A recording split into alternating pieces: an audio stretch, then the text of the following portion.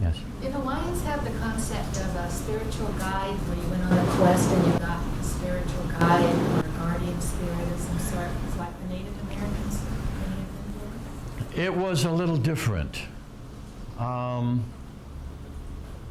For the Hawaiians, primarily the spiritual guides were the ancestor spirits, designated Aumakua, or an animal spirit that would be designated Aumakua. They were, how can I put this? It was not a tradition to go on a quest to seek such a spirit because they're all over the place. The ancestors are here and now. The nature spirits are all over. Okay? You have to go seeking one. Now, you might go to a special place to be able to communicate with the spirit of that special place. Okay? And so, you know, there was that kind of thing. But to go on a quest into an inner world in order to get a spirit guide, no. Because you had all kinds of guides and friends and helpers all around you. As a rule, as a society, the Hawaiians did not engage in this kind of, in a vision quest. It was not a test of manhood or anything like that. And as a rule, generally in the society, they did not go on journeys. That was generally, usually reserved to the kaula and the kupua. Okay? It's not that someone else couldn't do it, but those are the ones who usually did. The priesthood, some of the priests could as well.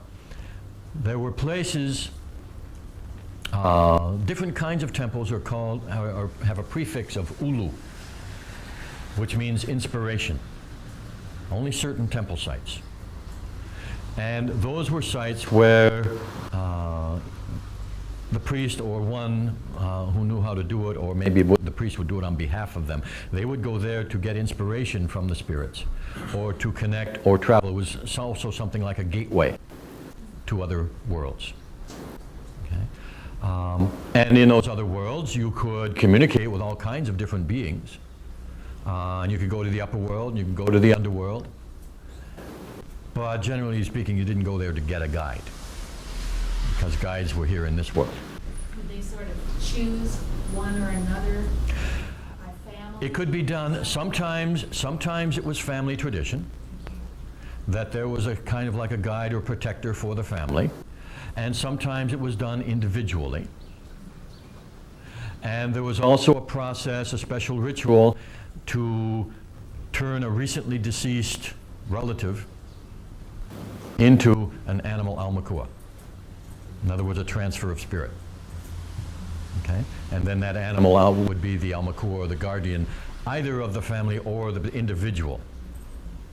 Okay, so it could be either family or individual oriented.